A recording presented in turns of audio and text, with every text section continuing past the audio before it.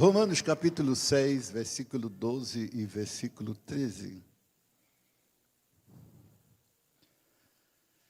A palavra de Deus diz: não reine, portanto, o pecado em vosso corpo mortal, de maneira que obedeçais às suas paixões. Nem ofereçais cada um os membros do seu corpo ao pecado, como instrumentos de iniquidade, mas oferecei-vos a Deus, como ressurreto dentre os mortos, e os vossos membros a Deus, como instrumentos de justiça. Amém? Eu gostaria que você dissesse ao seu irmão, aquele que está ao seu lado, diga a ele: não ofereçais os vossos corpos ao pecado, mas, bem forte, mas oferecei-vos a Deus os vossos membros, a Deus, para instrumentos de justiça. Aplauda o nome do Senhor.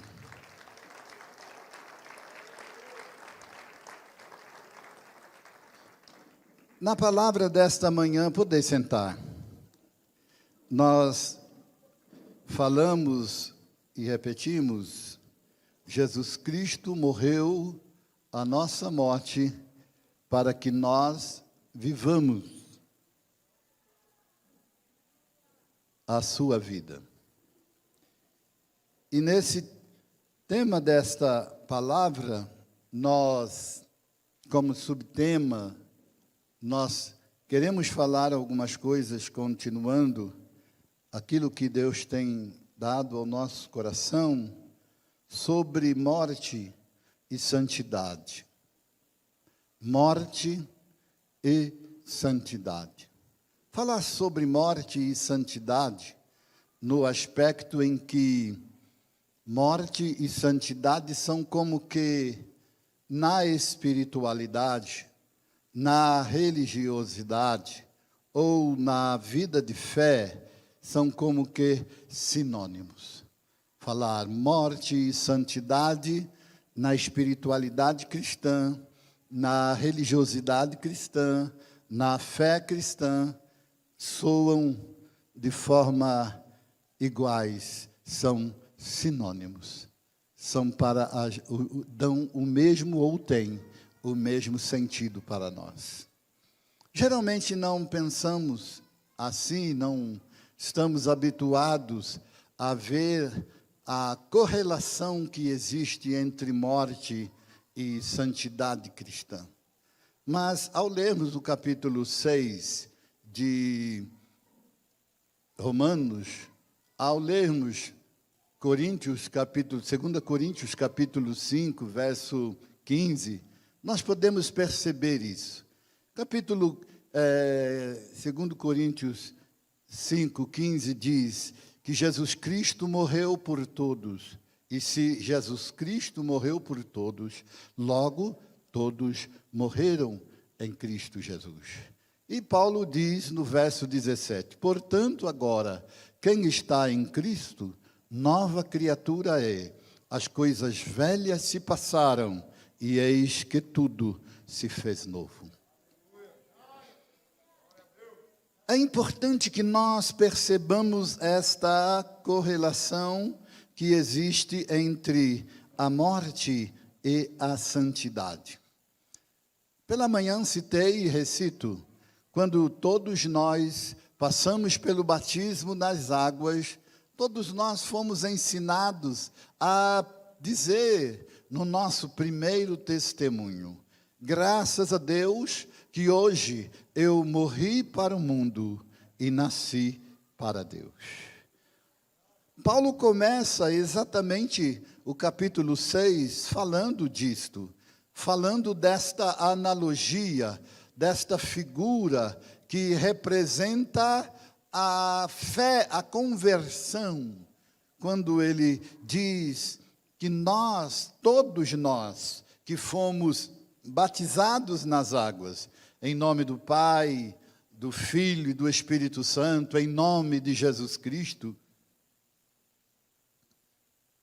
todos nós que fomos batizados nas águas, Paulo diz que nós fomos batizados na morte e na ressurreição de Jesus Cristo. Assim como nós, ao sermos batizados, fomos sepultados nas águas, figuradamente como que sepultados na morte de Jesus. E ao sermos levantados das águas, fomos que figuradamente levantados na ressurreição de Jesus. Assim como Jesus Cristo morreu e foi sepultado, e ao terceiro dia ele ressuscitou. Jesus Cristo morreu e ao terceiro dia ele ressuscitou. Ele está vivo. Então Paulo, ele diz, nessa simbologia do batismo, ele diz que da mesma forma, a nossa conversão, o nosso batismo, significa que nós morremos em Cristo e ressuscitamos em Cristo. Por isso ele diz, as coisas velhas se passaram, e eis que tudo se fez novo, porque Jesus Cristo, na sua morte e ressurreição, ele faz com que toda a vida humana, todo o passado humano, toda a condição humana no pecado, se tornasse coisas velhas, se tornasse passado. Isto é, em relação ao tempo. Não é, às vezes, simples perceber essa analogia. Mas o que Paulo está dizendo não diz apenas com relação à minha conversão.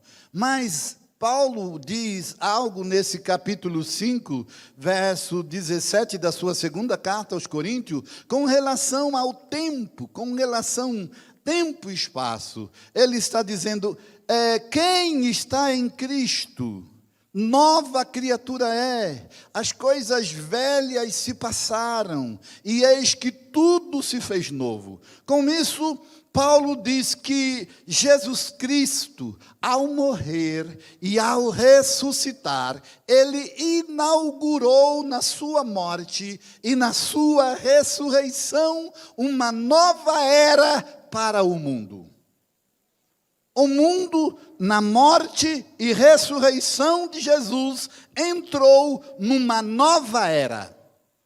Ou seja, não havia salvação para o mundo antes de Cristo. O que havia era a humanidade debaixo do poder do pecado. O que havia era o homem escravizado no pecado. O que havia era o reino de Satanás predominando sobre o mundo como príncipe desta terra. O que havia era o arguilhão da morte predominando. O que havia era o pecado como senhor de todas as criaturas. Mas quando Jesus Cristo morreu na cruz do Calvário, ele derrotou o poder do diabo. Quando Jesus Cristo morreu na cruz do Calvário, ele derrotou o poder do pecado. Quando Jesus Cristo morreu na cruz do Calvário, ele derrotou o poder do mundo. Quando Jesus Cristo morreu na cruz do Calvário, ele derrotou o poder da carne. Quando Jesus Cristo morreu na cruz do Calvário, ele derrotou a força, o arguilhão da morte. Quando Jesus Cristo morreu na cruz do Calvário, ele deu um grande brado dizendo, está consumado. E isto significa, o portal da vida eterna está aberto. Isto significa, o mundo está liberto para acreditar no Evangelho. Isto significa, quem crer e for batizado será salvo. Essa Essa é a grande mensagem do Evangelho e esta é a grande condição do mundo. A carta aos Hebreus começa exatamente falando dessa grande vitória, quando diz, havendo Deus falado de muitas maneiras, através dos nossos, por meios, através dos nossos pais, falou agora através do Filho, o qual é o esplendor, a exata expressão da sua glória, e ele tendo morrido na cruz do Calvário, havendo feito a expiação dos nossos pecados, ele ascendeu ao céu, assentou-se à destra de Deus, e ali intercede por nós, pecadores. Eu daria glória, aplaudiria o nome do Senhor. Ele é digno de honra, Ele é digno de glória, Ele é digno de louvor. O mundo é mundo porque vive na ignorância. O mundo é mundo porque não conhece o poder da graça.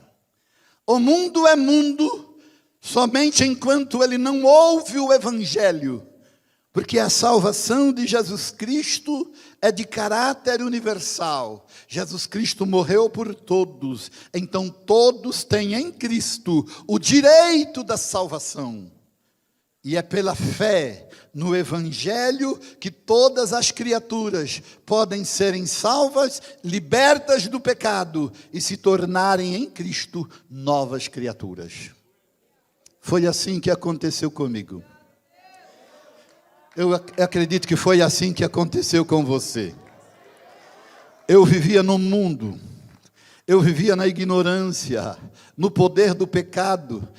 A única pergunta que eu fazia era: quem me livrará do poder desse pecado, dessa morte? Porque o bem que eu quero fazer não faço, mas o mal que eu não quero fazer, esse eu faço. Eu chorava, eu gemia, eu gritava, porque eu não queria ser daquele jeito. Eu não queria roubar, eu não queria ter vício, eu não queria mentir, eu não queria fazer mal às pessoas, mas era como que obrigado. De repente eu estava ali arrastado, fazendo tudo aquilo e muito mais. Então eu não tinha como me livrar. Mas um dia alguém pregou o Evangelho para mim. Um dia alguém falou: Jesus Cristo, Ele pode mudar a sua vida. Jesus Cristo, Ele pode perdoar os seus pecados. Jesus Cristo, Ele pode te salvar e te dar vida eterna se você crer.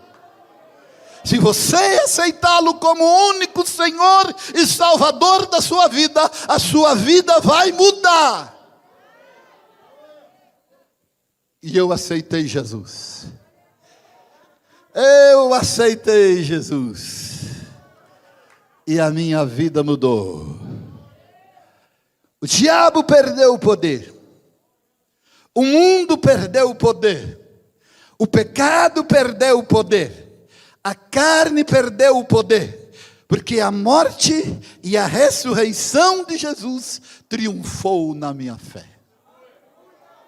Quantos podem dar esse testemunho aqui nessa noite? Quantos podem levantar a sua mão e glorificar o nome de Jesus? Aleluia! Oh, aleluias! Aleluias! O que significa isso? Significa exatamente que ao perder o poder sobre mim, o pecado ao perder o poder sobre mim, por que ele perdeu esse poder? Por que ele perdeu esse poder sobre nós?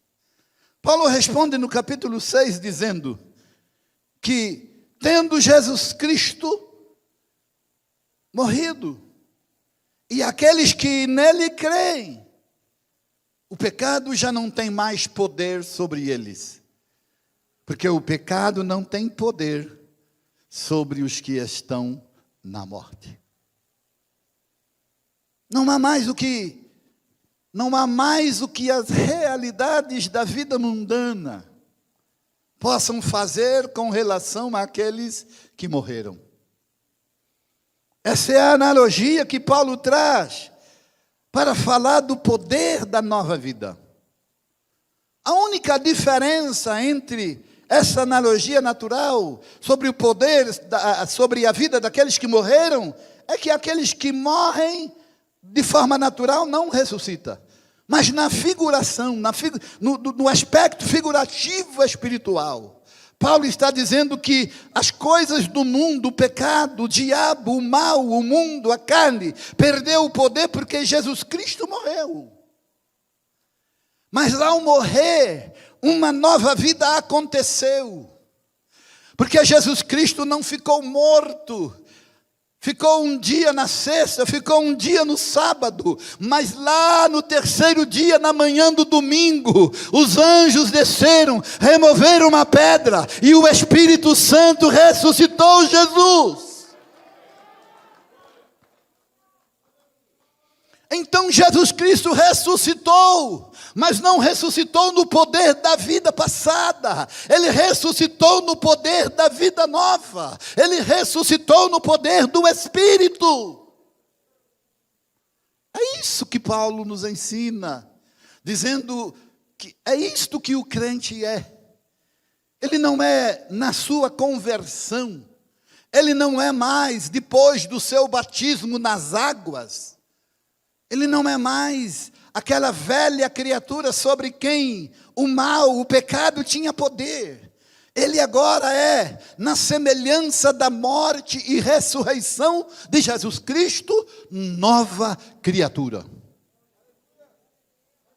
Quantos acreditam nessa verdade? Quantos acreditam nessa verdade? Diga amém. Aleluia. Foi vibrante na minha vida descobrir isso. Foi vibrante. Foi maravilhoso. Eu descobri que depois que eu me batizei nas águas pela fé em Jesus, o vício não tinha mais poder na minha vida. As pessoas podiam fumar perto de mim, eu não tinha problema nenhum. As pessoas bebiam perto de mim, eu não tinha problema nenhum. As pessoas me convidavam para pecar e eu simplesmente dizia não. E eu não sentia falta do vício. Eu não sentia falta da bebida. Eu não sentia falta do pecado. A única coisa que eu dizia glória a Deus, eu agora sou como que Senhor da minha vida, Deus habita em mim, o Espírito Santo está em mim, e eu posso dizer não para o pecado. Porque é um milagre do novo nascimento, o milagre da ressurreição de Jesus, o milagre da nova vida, havia acontecido em mim. Havia acontecido. Eu não tinha mais problemas com o poder do pecado no meu corpo, na minha mente, na minha carne. Eu era livre. E quando cantávamos o hino, livre estou, pela graça de Jesus, livre estou. Eu dava toda a minha força e colocava toda a minha alma. Livre estou, pela graça de Jesus, livre estou. E aí cantávamos, eu andava pela senda do horror, oprimido pelo diabo, pelo pecado e pela dor. Mas no final a gente dava um grito, agora livre estou pela graça de Jesus, eu livre estou.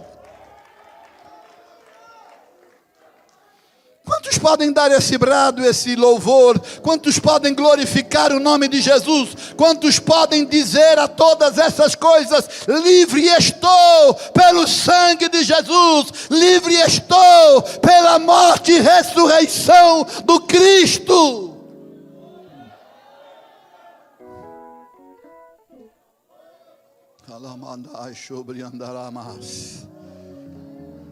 Levante a sua mão para o céu, feche os seus olhos, adore o Senhor por alguns instantes.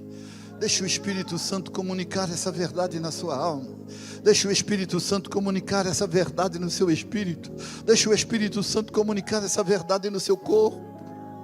Oh, aleluias, aleluias, aleluia. O nome do Senhor é santo, o nome do Senhor é poderoso, o nome do Senhor é maravilhoso. Aleluia, aleluia.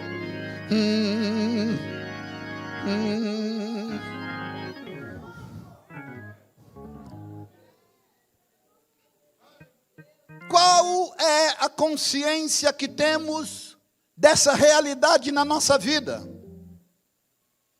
Eu acabei de dar um pouco de testemunho sobre a minha consciência acerca dessa realidade na minha vida. Qual é a consciência que você tem dessa realidade na sua vida? Entre passado e futuro, na nova dimensão do nosso Senhor e Salvador Jesus. Como é que você está vivendo nessa dimensão, nessa nova era, produzida por Jesus Cristo na sua morte e ressurreição? Era de vitória, era de salvação. Paulo diz em Tito, capítulo 2, verso 11, porque a graça de Deus se manifestou.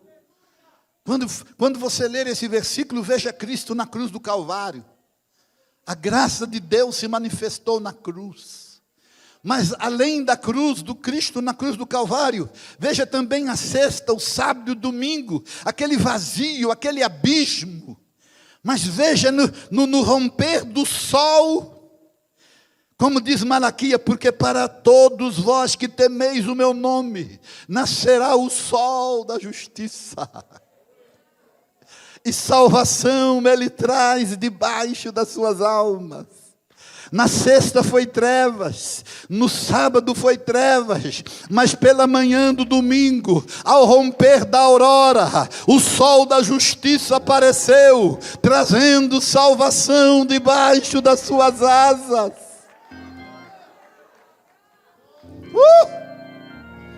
Ei! Aleluia! E não foi um sol da justiça que se pôs. Não! Esse dia do sol da justiça, que se rompeu na manhã do domingo da ressurreição de Jesus, ainda está no meio do céu brilhando sobre o mundo. Ainda estamos no dia deste sol, da glória da salvação. Essa realidade do passado na nossa vida, essa realidade do presente na nossa vida em Cristo Jesus, que nos arremete ao nosso futuro em Cristo Jesus, mas que implica sempre a vida aqui no presente, implica o futuro. Sempre implica o como estamos vivendo o presente. O amanhã depende do hoje. Ele existirá amanhã, existirá de uma forma ou de outra. O amanhã não é piada, o amanhã não é mera possibilidade, o amanhã não é mera ideia. O amanhã é real. Ou no planeta Terra, ou na eternidade, não importa, ou na vida, ou na morte, haverá uma manhã, mas essa manhã implica com o que fazemos daquilo que Jesus Cristo fez na nossa vida. O que fazemos com aquilo que Jesus Cristo deu para nós, na sua morte e na sua ressurreição.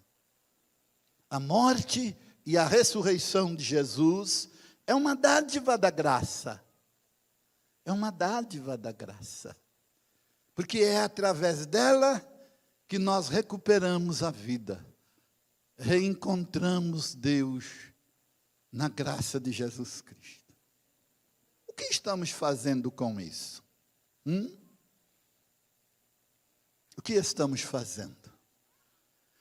Eu disse pela manhã que a igreja do presente, bem diferente da igreja do passado, ela não compreende muito bem a realidade da morte e ressurreição de Jesus na sua existência ou na nossa existência, do modo ou da forma como nós devemos vivê-la. Não. Por quê? O que significa isso para nós hoje? E o que significava para cristãos de ontem, do passado? A fé, a morte, a santidade era, de algum modo, uma cisão entre o que eu era e o que eu agora devo ser, agora eu sou. Havia uma consciência muito clara no cristianismo passado entre o que era ser do mundo e o que é ser de Cristo. Mesmo as crianças sabiam claramente o que era ser um crente e o que era não ser crente. O que era ser de Cristo e o que era ser do mundo. Foi assim que eu nasci, na fé. Eu nasci na fé sabendo que o que eu era no mundo, eu havia deixado de ser para ser uma nova criatura em Cristo Jesus. Uma nova criatura que, obstante estar no mundo, obstante viver no mundo, obstante seguir regras naturais, sociais do mundo, comer, beber, trabalhar, vestir, e todos os predicativos bons desta vida, obstante a isto, eu sabia e sei perfeitamente que ser essa nova criatura implicava um rompimento total com o sistema do mundo. Opressor, impiedoso, iníquo, pecador, sem Deus. Mas quando a gente se transporta para o presente, a gente percebe que o cristianismo da atualidade, ele está meio perdido. Ele não faz diferença entre mundo e igreja. Igreja e mundo, parece que é quase que, não tem quase diferenças mais. Pessoas como eu, da minha geração de fé, sofrem muito com a igreja da geração de fé de hoje. Como a igreja da geração de hoje sofre muito com os da minha geração. Porque os da minha geração, se você tiver avô, tio, crente, principalmente se for pentecostal, ele vai olhar para você e vai dizer, você não é crente. Porque crente na minha época... É assim que esta geração vê a geração de hoje. E a geração de hoje olha para nós e diz, oh meu Deus, que povo retrógrada. Que gente quadrada. Mas não é. Era aquela compreensão ignorante. Sabe? Era uma operação divina na nossa ignorância que fazia um milagre da transformação. Deus fazia um milagre na nossa ignorância. A gente não sabia como se livrar do pecado. A gente não sabia como parar de adulterar. A gente não sabia como parar de usar maconha. A gente não sabia como parar de roubar. A gente não sabia como parar de beber cachaça, de bagunçar, de brigar, de fazer coisas erradas. A vida da gente era uma vida tão ruim. A gente não tinha solução para aquilo. Aceitar a Jesus como Senhor e Salvador, num sentido tão simples, era a regra da salvação. Então a gente simplesmente dizia, eu quero Jesus. E Jesus entrava na nossa vida e mudou e mudava todas as coisas. E a partir daquele momento, a consciência que tínhamos era, eu não sou do mundo. Cantávamos dizendo, eu agora sou de Deus. Eu agora sou de Deus. A minha alma é de Deus. O meu espírito é de Deus. O meu corpo é de Deus. Porque aquilo que o mundo não fez por mim, Jesus Cristo fez. Porque aquilo que os médicos não puderam fazer, Jesus Cristo fez. Porque aquilo que a ciência, aquilo que o dinheiro, aquilo que o poder humano não pôde fazer em mim, Jesus Cristo fez. Jesus mudou a minha vida. Jesus mudou o meu viver.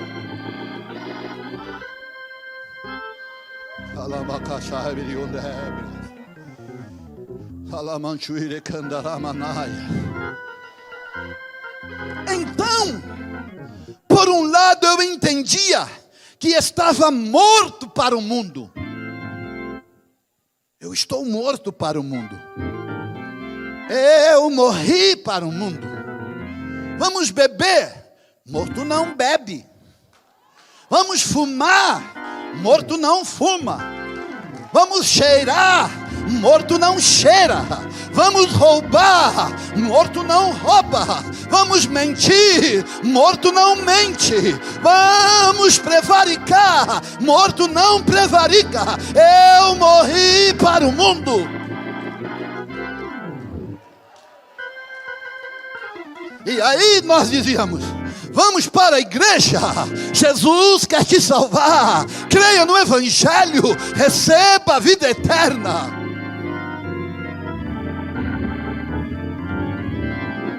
Porque essa consciência que tínhamos, morri para o mundo e nasci para Deus. Eu agora sou de Deus.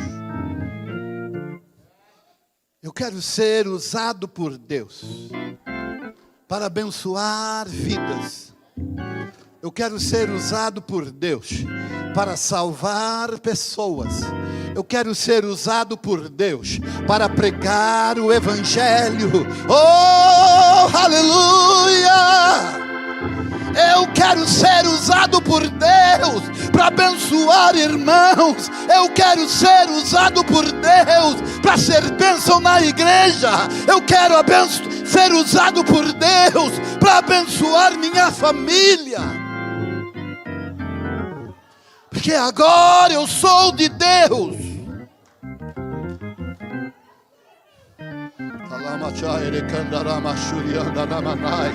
Levanta sua mão para o céu. Adore ao Senhor. Adore ao Senhor. Adore ao Senhor. Adore ao Senhor. É isto que Paulo está defendendo. É isto que Paulo está defendendo. Você agora em Cristo morreu para o mundo. Você agora em Cristo foi santificado para Deus. Então, não entregue mais o seu corpo. Não entregue mais o seu corpo. Quando Paulo fala isso, quando ele diz, não entregue o seu corpo, Ele não precisa dizer, não entregue a sua alma, não entregue o seu espírito, porque quando ele fala, não entregue o seu corpo, ele já está dizendo isso. Porque o corpo é a soma desse ser humano total, alma, espírito e corpo.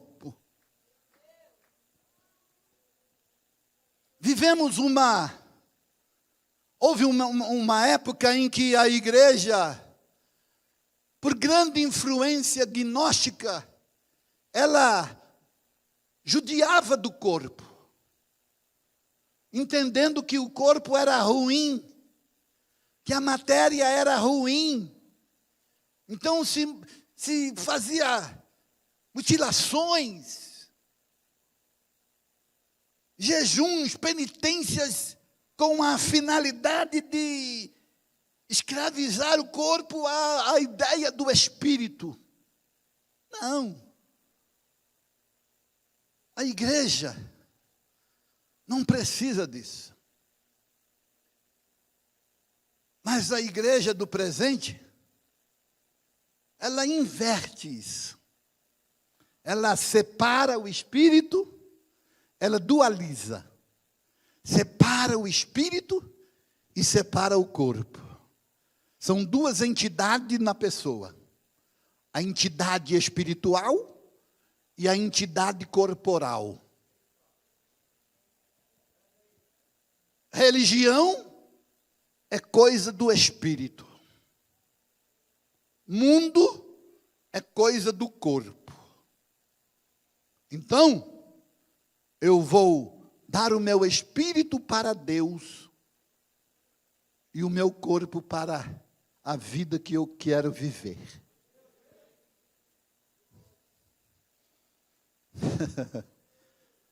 Jesus Cristo não fez isso. Jesus Cristo deu para Deus corpo, alma e espírito. Quando ele não tinha corpo, ele disse: Pai, eu preciso de corpo.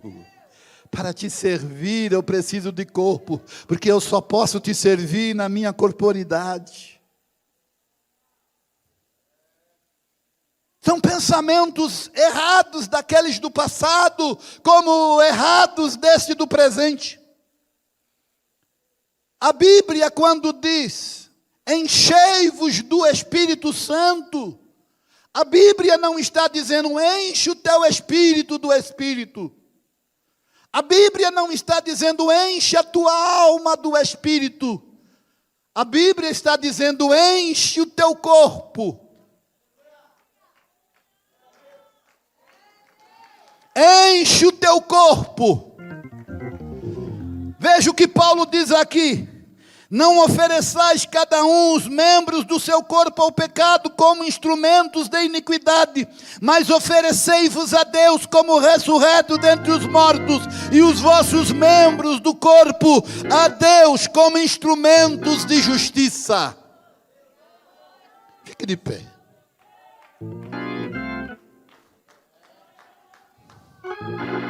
Hey, aleluia. Aleluia, aleluia.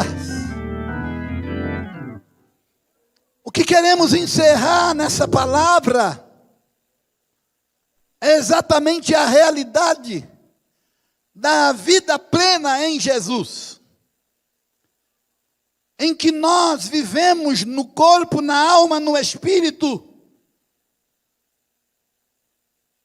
essa corporidade, na separação total e plena do pecado. Mas por outro lado, vivemos a alma, o corpo e o espírito na unidade e vida plena da comunhão com Deus no Espírito Santo. É difícil dizer e explicar isso. Mas o que o Senhor está querendo dizer a você nessa noite é: eu quero fazer de cada crente, cada membro da igreja, um instrumento de poder na minha mão. Eu quero te fazer um instrumento de bênção na minha mão. Aleluia. Deus quer fazer de você um instrumento de bênção para a tua família. Deus quer fazer de você um instrumento de bênção para os seus amigos. Deus quer fazer você de um instrumento de bênção para o seu esposo, para a sua esposa, para os seus filhos. Deus quer fazer de você um instrumento de bênção para a sua comunidade, para esta sociedade, para a nossa nação, para o mundo. Mas para isso você precisa ser cheio do Espírito Santo.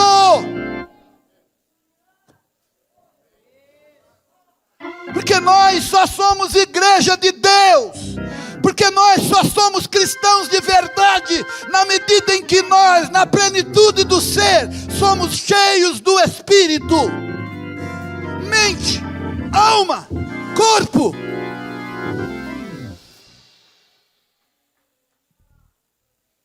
Sabe como é? Eu vou dar um exemplo talvez mais simples. Mais simples. Eu acho que os crentes estão precisando se encher mais do Espírito na medida que se enche do Corinthians.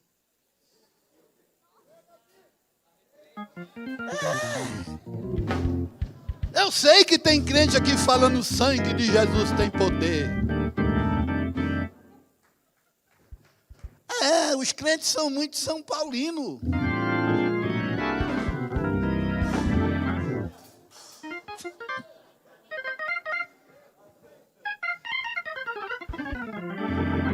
Não vamos falar do corintiano.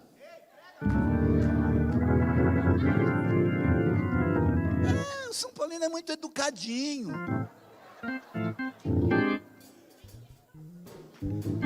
Ele é intelectual. São Paulino é intelectual. Corintiano não, corintiano é corpo, é alma, é espírito.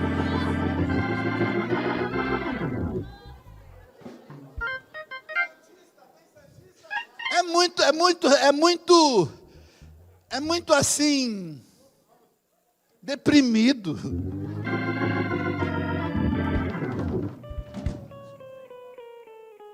Por quê? O corintiano, ele vive essa torcida de uma forma mais plena. Ele dá o corpo, ele dá a alma, ele dá a mente. É só um exemplo isso. É só um exemplo.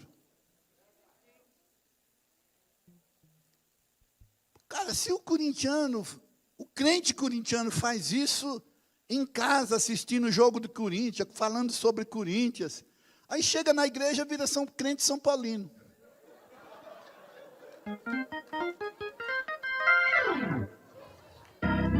Intelectual, teológico. Aí, não, está perdendo, mas vai ter vitória. A gente vai superar. O que o Espírito está querendo que a gente entenda é que a gente precisa voltar à vibração do que somos. Precisamos voltar à vibração do que somos. Precisamos voltar à realidade do que somos. Nós não somos um qualquer. Nós não somos como o mundo. Nós não somos do mundo.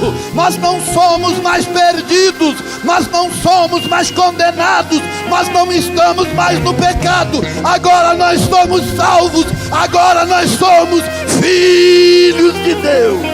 Filhos de Deus.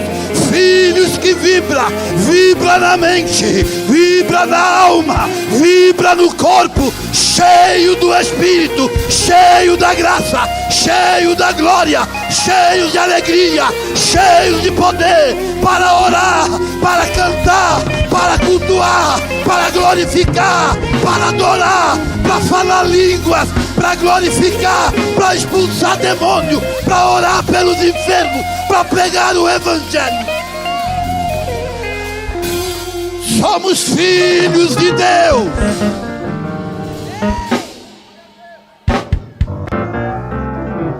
Somos na mente, somos na alma, somos no corpo.